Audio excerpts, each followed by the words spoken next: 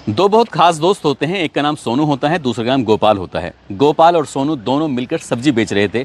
सब्जी बेचते बेचते गांव गांव गली गली जब जाते थे, एक दिन एक महिला उनके पास आती है, सब्जी का मोल भाव करने लगती है। सब्जी का मोल भाव करते करते फिर पूछने लगती है कि भैया थोड़ी महंगी सब्जी लगा रहे हो, थोड़ी सस्ती लगा लो। इस तरह की जब बातचीत करती है, बातचीत का सिलसिला लगभग 1.5 से 2 मिनट तक चलता रहता है। महिला सब्जी खरीद कर आराम से यहाँ से चली जाती है। तभी गोपाल अपने दोस्त को देखता रह जाता है और देखते देखते कहता है कि मुझे तो यकीन नहीं होता, ये महिला तुम्हारी पत्नी की तरह दिखाई देती है, उसी की तरह बात करती है, उसी की तरह मोलभाव करती है, ऐसा लग रहा है जैसे तुम्हारी पत्नी हो। सोनू ने ये बात सुनी है, सुनने के बाद उसे बिल्कुल ऐसा लगा जैसे कि कुछ बात हुई नहीं है। तभी गोपाल कहता है कि तुम्हें मैं कुछ बात कर रहा हूँ, तुम ध्यान क्यों नहीं देते हो। सोनू कहता है कि ध्यान में इसलिए नहीं दे रहा, जिसकी 7 साल पहले मौत हो चुकी हो, जिसकी मौत के इल्जाम में वो 18 महीने तक सलाखों के पीछे गुजार चुका हो, जिसके खुलासे के लिए पुलिस को 15,000 रुपये का इनाम भी दिया गया हो। तुम्हारी जो बातें हैं वो मनगढ़ंत बातें हैं, मुझे तो बिल्कुल यकीन नहीं हो रहा। लेकिन गोपाल अपने दोस्त के पीछे पड़ जाता है। वो कहता है कि हो ना हो, तुम्हें इस मामले को खुद से देखना चाहिए, और तुम्हें क्या, हम दोनों को मिलकर इस मामले को देखते हैं। आखिरकार उन दोनों दोस्तों ने अब यहाँ से अपने आप से जांच पड़ताल करना शुरू किया, और जांच पड़ताल करने के बाद पता चलता है कि जिस महिला से वो बातचीत कर रहे थे वो दरअसल में सचमुच उस सोनू की पत्नी ही होती है। अब इसके बाद ये मामला अखबारों के माध्यम से जब लोगों तक पहुंचता है तो न केवल पुलिस की फजीहत होती है, बल्कि इस घटना की 2 प्रदेशों में गूंज फैल जाती है। लोग सोचने पर मजबूर हो जाते हैं कि आखिरकार पुलिस इस लेवल पर ऐसे काम करती है कि जिससे क्या किसी की भी जिंदगी खराब हो सकती है, बर्बाद हो सकती है। और इस कहानी में भी कुछ ऐसे होता है, कई जिंदगियां थीं जो पूरी तरह से बर्बाद हो गई थी। आज की जो सच्ची घटना मैं आपको सुनाने जा रहा हूं, ये सच्ची घटना है राजस्थान प्रदेश का एक जिला है दौसा, और दौसा जिले में ही मेहंदीपुर बालाजी एक धार्मिक स्थल है। यहाँ पर दूर दराज के लोग दर्शन करने के लिए आते हैं। ऐसे ही एक व्यक्ति जिसका नाम सूरज प्रसाद गुप्ता होता है, उसकी पत्नी उर्मिला देवी होती है, और एक बेटी होती है जिसका नाम आरती होता है। तीनों ही बालाजी में दर्शन करने के लिए जाते हैं। दर्शन करने के बाद वो बाजार में, मार्केट में घूम रहे थे, और घूमते घूमते समाधि वाली गली में बम्बई वाली धर्मशाला के पास पहुंच जाते हैं। उसके ठीक सामने एक धार्मिक किताबों की दुकान होती है, तस्वीरों की दुकान होती है। उस तस्वीरों वाली दुकानें जब पहुंच जाते हैं तो यहीं पर आरती तस्वीर देखती रहती है, और तस्वीर देखते देखते अलग अलग तस्वीरों के मोल भाव कर रही थी। सामने 2 लड़के होते हैं, एक का नाम गोपाल सैनी होता है, दूसरे का नाम सोनू सैनी होता है। दरअसल सोनू सैनी ही उसको तस्वीरें दिखा रहा था। आरती ने बातचीत करते करते उन दोनों में कुछ ऐसे आंखें चार हो जाती हैं, उन्होंने कभी कल्पना भी नहीं की थी। जैसे आंखें चार हो जाती हैं, यानी कि दोस्ती होती है, दोस्ती कब कुछ ही पलों में प्यार में बदल जाती है, उन्होंने कभी सोचा भी नहीं था। इसके बाद दोनों एक दूसरे का नंबर लेते हैं, और नंबर लेने के बाद दोनों बातचीत का सिलसिला शुरू कर देते हैं। लड़की अपने घर वापस आ जाती है, लड़का अपनी दुकान पर काम कर रहा था। बातचीत का सिलसिला जब लगातार चल रहा था, तब दोनों ने फैसला किया क्यों ना हम शादी कर लें, क्यों ना अपना घर बसाएं। और इसी हिसाब को देखते हुए लड़की एक दिन अचानक ही अपनी माँ, अपने पिता को छोड़कर चुपचाप घर से निकल जाती है। और 5 सितंबर 2015 को जब लड़की अचानक से गायब हो जाती है, तो उसकी माँ और बाप ने उस लड़की को हर जगह तलाश करने की कोशिश की। लेकिन 3 दिन के बाद, यानी कि 8 सितंबर 2015 की ये बात है, उस लड़की का अपने ही पिता के पास सूचना पहुंचती है। वो कहती है कि बांदी कुई कोर्ट में जाकर उसने एक सोनू सैनी नाम के लड़के से शादी कर ली है, विवाह कर लिया है। अब वो उसी के साथ रहेगी। उसके गांव का पता वगैरह सब कुछ वो अपने पिता से दे देती है। कहती है कि तुम बिल्कुल परेशान मत होना, मैं इस नई दुनिया में, नई जिंदगी में पूरी तरह से खुश हूँ। अब ये बात सुनने के बाद उसके पिता ने थोड़ा सा इत्मीनान कर लिया, तसल्ली कर ली। इसके बाद वो लड़का यानी कि सोनू सैनी अपनी पत्नी आरती को लेकर अपने घर जाता है। घर जाने के बाद अपने ही परिवार वालों को बता देता है कि मैंने इस लड़की से शादी कर ली है। सब कुछ ठीक ठाक चल रहा था, और 8 ही दिन बीते थे कि ये 8वें दिन वो लड़की अचानक से लापता हो जाती है, गायब हो जाती है। उसको गाँव के हर एक हिस्से में ढूंढा जाता है, तलाश किया जाता है, उस लड़की का कहीं कोई अता पता नहीं चलता। तभी सोनू सैनी ने अपने ही ससुर को फ़ोन करता है, और फ़ोन करने के बाद कहता है कि वो 16 सितंबर 2015 से अचानक लापता हो गई है। मैंने उसको हर जगह तलाश करने की कोशिश की, क्या आरती तुम्हारे पास है या नहीं। जब उस लड़की के पिता को ये बात पता चलती है तो पिता का रो रो कर बुरा हाल हो जाता है। सूरज प्रसाद गुप्ता उर्फ उसकी जो पत्नी होती है उर्मिला देवी, दोनों अपनी बेटी को तलाश करने की तमाम कोशिशें कर रहे थे, लेकिन उसका भी कहीं कोई अता पता नहीं चल रहा था। तभी सूरज प्रसाद गुप्ता अपनी पत्नी को लेकर वृंदावन की कोतवाली यानी कि उत्तर प्रदेश की जिला मथुरा की वृंदावन कोतवाली में जाता है और जाकर कहता है कि मेरी बेटी अचानक से लापता हो गई है, उसकी कहीं तलाश करा दीजिए। पुलिस ने मुकदमा तो दर्ज कर लिया, लेकिन पुलिस ने इस मामले को उतना गंभीरता से नहीं लिया था जितना पुलिस को गंभीरता से लेना चाहिए था। आखिरकार इस घटनाक्रम को यानी कि उसकी बेटी को गायब हुए 6 महीने का समय बीत जाता है और जैसे ही 6 महीने का समय बीतता है उसके बाद वो बुजुर्ग आदमी जिसका नाम सूरज प्रसाद गुप्ता होता है, वो अखबार पढ़ रहा था और अखबार पढ़ते पढ़ते उसको एक खबर मिलती है कि उत्तर प्रदेश के ज़िला मथुरा के एक मगोर्रा थाना लगता है, वहाँ पर एक लड़की की लाश मिली है। लड़की की उम्र लगभग 32 के आसपास रही होगी। तभी वो व्यक्ति सीधा थाने पहुँचता है और वहाँ जाने के बाद कहता है कि साहब हो ना हो ये मेरी ही बेटी है। अब उस लड़की के जो लाश मिली थी, उस लाश की कोई शिनाख्त करने वाला, उसकी कोई दावेदारी करने वाला कोई पहुंच नहीं रहा था और जैसे ही सूरज प्रसाद गुप्ता पहुंचता है तो पुलिस ने थोड़ी सी राहत की सांस ली। आखिरकार पुलिस ने इस मामले की जांच पड़ताल करना शुरू कर देती है। सीधा पुलिस की टीम मेहंदीपुर बालाजी जाती है। वहां से सोनू सैनी और उसके दोस्त गोपाल सैनी को हिरासत में ले लिया जाता है, क्योंकि गोपाल सैनी का भी नाम उस FIR में दर्ज कर लिया गया था। पुलिस ने जब इन दोनों को हिरासत में लिया, हिरासत में लेने के बाद इनसे बातचीत करना शुरू किया जाता है कि तुमने कैसे इसको मारा, क्या वजह थी। वो शुरुआत में तो इधर उधर की बातें करने लगते हैं, लेकिन पुलिस जब अपने तरीके से उनसे पूछताछ करती है तब वो बताने लगते हैं। दरअसल उन दोनों लड़कों को एक कमरे में बंद कर दिया जाता है। उसके बाद एक लड़के का यानी कि सोनू के हाथ के नाखून उखाड़ दिए जाते हैं और उसको 3rd डिग्री दी जाती है। उनको उल्टा बांध दिया जाता है। उनकी पिटाई हो रही थी जब पुलिस वाले कहने लगते हैं कि इनका एनकाउंटर कर देते हैं। जब बात एनकाउंटर की आती है तब वो अपना जुर्म कबूल कर लेते हैं, कहते हैं कि साहब हमने ही मारा है, वो आरती ही है। पुलिस उन्हें गिरफ्तार करती है और गिरफ्तार करने के बाद जेल भेज देती है। लगभग 9 महीने बीत जाते हैं। 9 महीने के बाद गोपाल सैनी की इलाहाबाद कोर्ट से जमानत हो जाती है और सोनू की जमानत के समय में 18 महीने का समय लग जाता है। लेकिन जब दोनों अपने घर वापस लौट कर आते हैं तो घर की परिस्थितियाँ पूरी तरह से बदल चुकी थी। दरअसल सोनू जो होता है उसको 4 भाई होते हैं, एक बहन होती है। उनकी सबकी तो शादी हो चुकी थी, लेकिन सोनू सैनी जो सबसे छोटा था उसकी शादी सबसे आखिर में होती है। लेकिन गोपाल जो होता है, गोपाल सैनी के 5 भाई होते हैं और 4 बहनें होती हैं। इसका दूसरा नंबर होता है।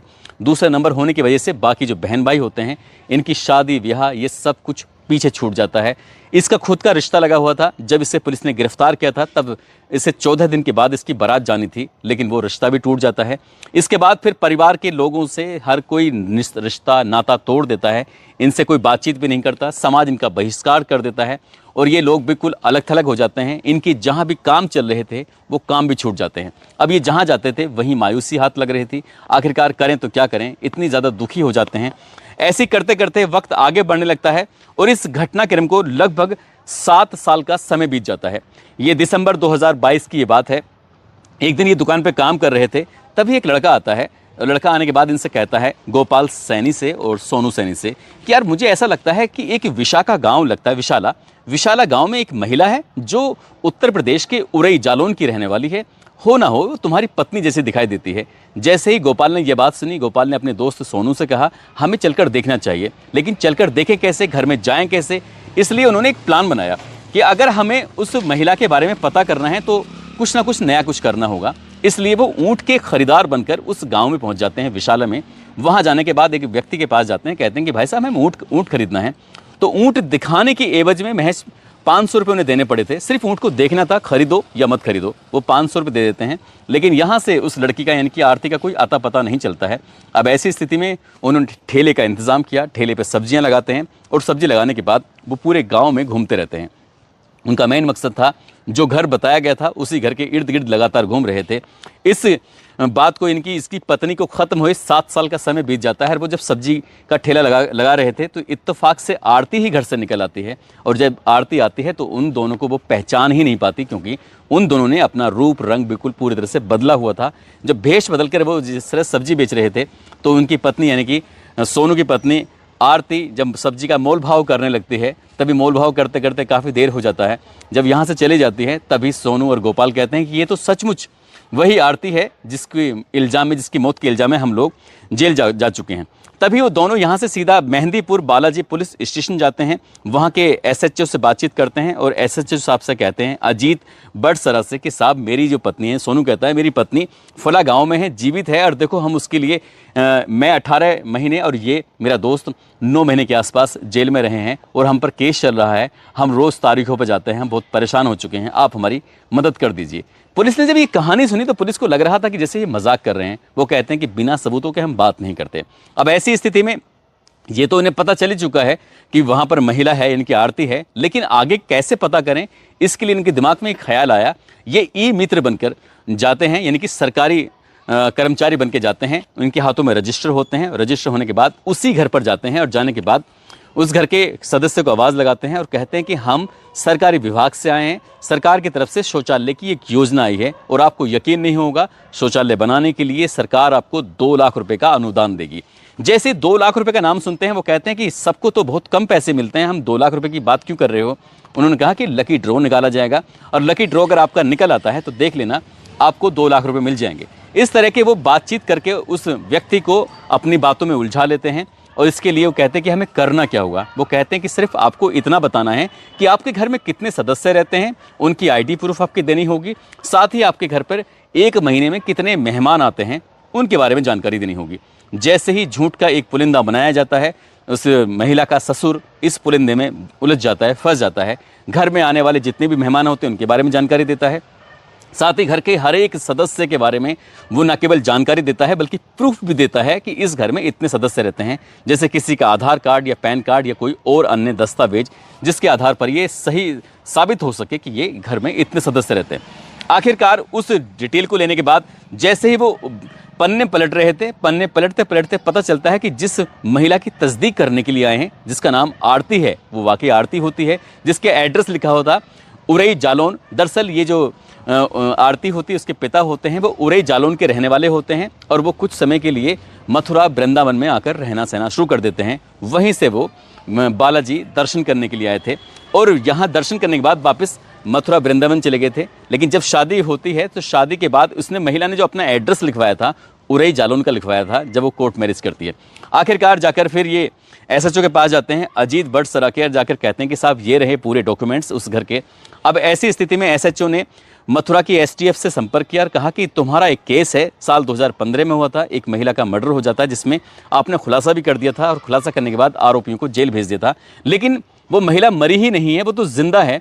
पुलिस जब ये बात सुनती है तो पुलिस को यकीन नहीं हो रहा था। एक टीम जाती है उस घर में और वहाँ जाने के बाद जब दबिश दी जाती है तो उस महिला को उठाया जाता है। उसके बाद गिरफ्तार करने के बाद लेके आते हैं, उससे पूछा जाता है कि क्या कहानी है। तब वो महिला बताती है कि 8 दिन के बाद ही उसे पता चल जाता है कि इस घर की ज़्यादा स्थिति अच्छी नहीं थी, इसलिए उसको लगता था जब उसने शादी की थी, इसको प्यार हुआ था, लेकिन वो प्यार नहीं था, बल्कि उसको लग रहा था कि यहाँ पर खुश रहेगी, उसके पास सारी सुख सुविधाएं वगैरह सब कुछ होंगी।